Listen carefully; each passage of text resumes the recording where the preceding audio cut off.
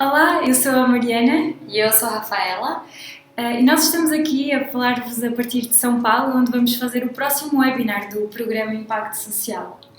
Bom, no primeiro webinar, o Vitor e o Diogo falaram sobre a importância do diagnóstico das instituições. E agora a gente vai falar sobre a avaliação de impacto social. É isso. Primeiro vamos perceber o que é a avaliação de impacto social e depois vamos perceber quais é que são as formas de avaliar o impacto social. Estamos aqui à vossa espera. É isso, não percam, até lá! Até lá! É isso, nós hoje vamos falar sobre avaliação e um dos diagnósticos que costuma surgir quando avaliamos as organizações da economia social é o de estas não estarem suficientemente orientadas para os resultados ou não estarem suficientemente orientadas para o impacto. A pergunta é, o que é que isto quer dizer? O que é que orientação para os resultados, impacto, mudanças, outcomes, o que é que queremos dizer com isso? Vamos olhar para a árvore que o Vitor e o Diogo nos trouxeram quando estavam a falar sobre diagnóstico institucional. No último webinar, nós vimos que uma organização é como uma árvore. É um ser vivo que se alimenta de CO2 e de sol para produzir frutos e oxigênio. Neste caso, o CO2 e o sol são os nossos inputs, ou seja, os nossos recursos, enquanto que o oxigênio e os frutos são os nossos outputs, ou seja, as nossas realizações. É assim que hoje em dia a Comissão Europeia define outputs, chama isso de realizações. Mas a pergunta é, qual é que é o valor acrescentado que a árvore traz? Será que as realizações ou outputs nos dão essa resposta? Quais é que são os efeitos dos frutos ou do oxigênio? Outra palavra é outcome. Então, output e outcome não querem dizer a mesma coisa. Output é a quantificação das atividades, enquanto que outcome são as transformações, os efeitos que acontecem como consequência das nossas atividades. Numa organização, nós temos que conhecer as transformações que as nossas atividades produzem. Então, não chega a pensar apenas nas atividades, não chega a pensar em quantas formações é que eu fiz, quantas pessoas é que foram à formação, quantas horas de formação é que eu dei. Isso não é suficiente. Nós temos que perceber, após esta atividade, esta intervenção, o que é que aconteceu às pessoas. Elas têm mais autoestima, melhoraram as suas relações no trabalho, as relações familiares, sentem-se melhor de saúde, desperdiçam menos os recursos, sentem-se mais integradas, menos isoladas. O que é que lhes aconteceu? Precisamente, este é o conceito de resultados, este é o conceito de outcome, não de output. Output é quantificar as atividades. Outcome são as consequências, os resultados das nossas atividades. E este conceito é fundamental. Agora, a minha pergunta é, será que nos dias que correm chega apenas nós mapearmos resultados, mapearmos outcomes? Não. Hoje em dia fala-se muito sobre impacto. E o que é que quer dizer impacto? Impacto, no espírito da Comissão Europeia, hoje em dia significa a percentagem, a parte das nossas mudanças, portanto dos resultados, a parte dos resultados que resulta da nossa intervenção. Imaginem, por exemplo, toda a produção de maçãs de um pomar e toda a população que consome estas maçãs. Como é que eu posso saber qual é que é a contribuição da minha árvore para a nutrição ou para a melhoria da saúde destas pessoas ou para que estas pessoas possam respirar, no limite? Qual é que é o efeito isolado da nossa árvore nos resultados em comparação com todas as outras árvores do pomar? É esse o efeito que nós queremos captar com o impacto. É esse o papel da avaliação de impacto, é entender o efeito isolado que uma árvore tem nos resultados que nós queremos alcançar. Bom, e como avaliar o impacto? A escolha da metodologia vai depender dos nossos objetivos. Imagine que eu quero entender o porquê que uma intervenção produz determinados resultados. Para isso, eu posso usar métodos que me ajudem a compreender por que é que uma intervenção funciona, para quem funciona e em quais circunstâncias. Isso implica em construir uma teoria e depois verificar se essa teoria se concretiza no campo ou não. Agora, imagine que meu objetivo é confirmar se a intervenção faz ou não a diferença. Para isso, eu posso usar métodos que estimam os efeitos causais através de métodos contrafactuais. Então, o primeiro tipo de avaliação se chama avaliação de impacto com base em teoria, enquanto que o segundo tipo de avaliação se chama avaliação impacto contrafactual. Tipicamente, a primeira, a da teoria, produz uma narrativa, enquanto que a segunda, a do contrafactual, produz números ou diferenças. Vamos começar falando sobre avaliação com base em teoria. Esse tipo de avaliação se apoia em pressupostos e hipóteses que se organizam de forma lógica. Existem vários tipos de metodologia nesse sentido, e hoje a gente vai falar de uma delas, é a teoria da mudança. O que é então a teoria da mudança? A teoria da mudança, ela parte de uma visão de longo prazo que nós queremos atingir e explica como é que as nossas atividades, como é que a nossa intervenção vai desencadear um conjunto de efeitos e estes efeitos é que vão levar, é que nos vão permitir atingir a tal visão de longo prazo. E para isso estabelece pressupostos, estabelece um conjunto de hipóteses, é normalmente acompanhado de uma narrativa e também de um diagrama. E ao mesmo tempo identifica também indicadores, diz-nos como é que nós devemos medir estas mudanças, quer as mudanças intermédias que acontecem no caminho, quer as mudanças mais finais, mais próximas de alcançar a nossa visão de longo prazo. Isto, resumidamente, é a teoria da mudança.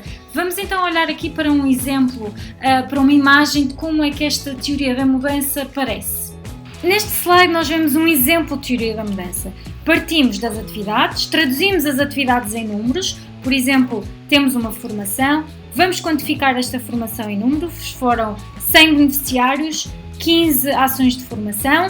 Esta formação deu origem a um conjunto de resultados intermédios, por exemplo, faz com que as pessoas se sintam mais confiantes, com que as pessoas se cruzem umas com as outras e se relacionem mais, que adquiram algumas competências sobre como estruturarem o seu currículo, como falarem em público, etc. Adquirem um determinado número de competências que, por sua vez, vão dar origem a grandes categorias de resultados, como, por exemplo, o aumento da autoestima, melhoria da capacidade de comunicação.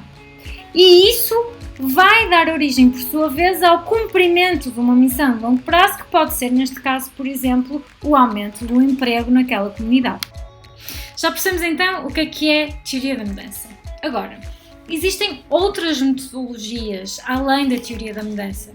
A teoria da mudança, apesar de ser uma metodologia de avaliação de impacto com base em teoria muito conceituada, não é a única.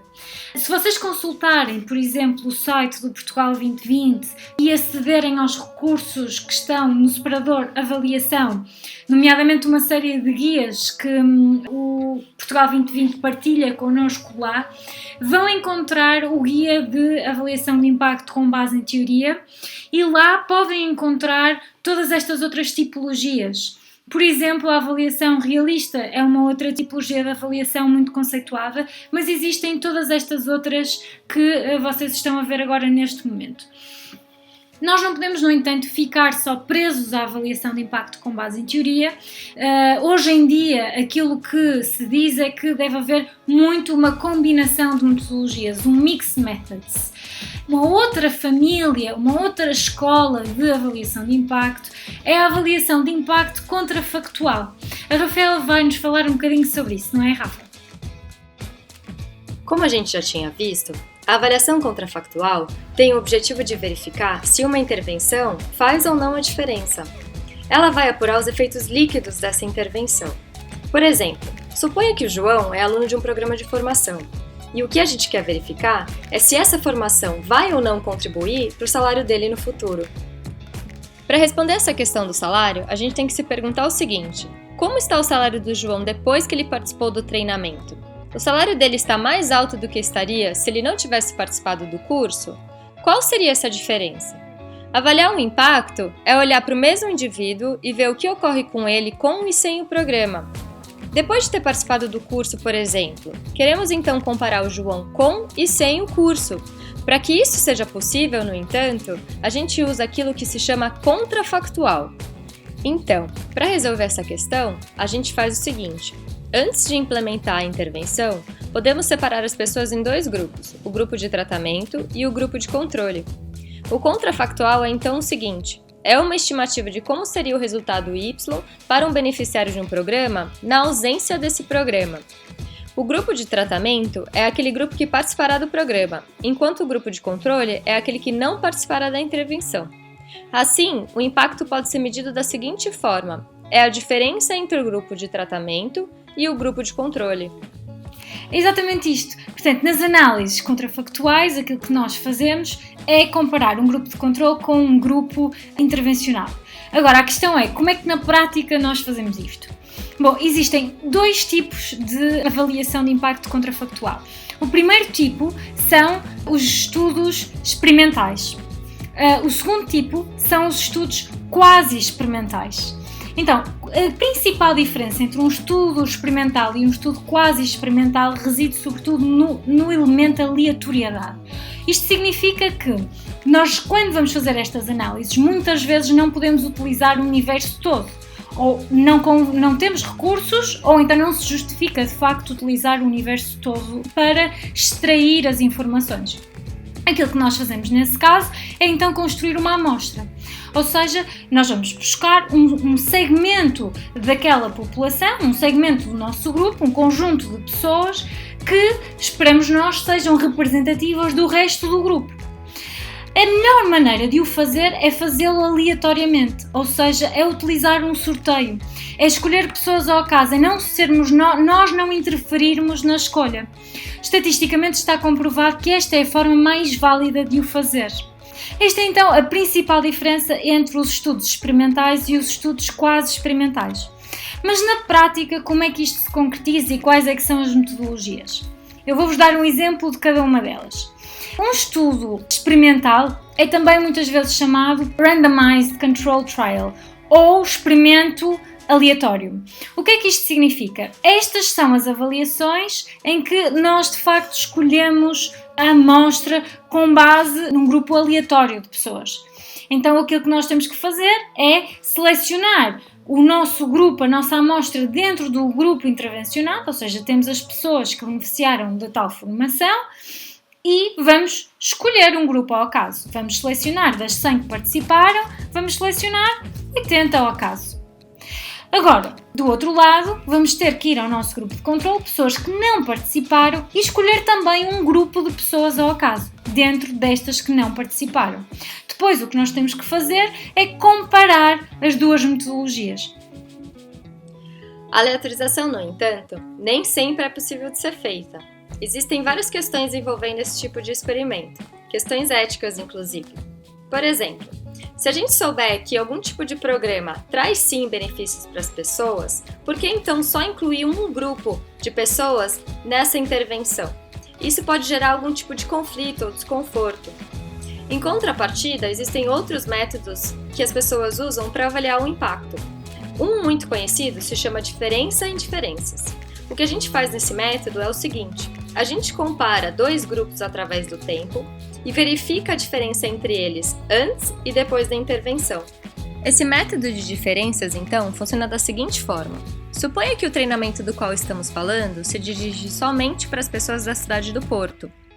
Podemos então selecionar um grupo de controle de pessoas de uma cidade próxima, por exemplo, e estimar o impacto nos salários da seguinte forma. A gente acompanha a trajetória do grupo de tratamento, ou seja, o grupo de pessoas da cidade do Porto, e ao mesmo tempo a trajetória dos salários do grupo de pessoas da cidade vizinha, usado como grupo de controle. Estimamos o impacto então da seguinte forma. É a diferença de salários entre as pessoas do Porto e das pessoas da cidade vizinha depois da intervenção, menos a diferença de salários antes da intervenção. Era isso. O que a gente fez aqui hoje foi fazer um resumo sobre formas de se avaliar um programa social. Existem, no entanto, outras formas também muito usadas para se avaliar o impacto de uma intervenção. Todas as metodologias que a gente comentou aqui hoje são recomendadas pela Comissão Europeia. Mas se você quiser saber mais sobre isso, você pode, por exemplo, acessar o site Portugal 2020. Era isso! Espero que vocês tenham gostado!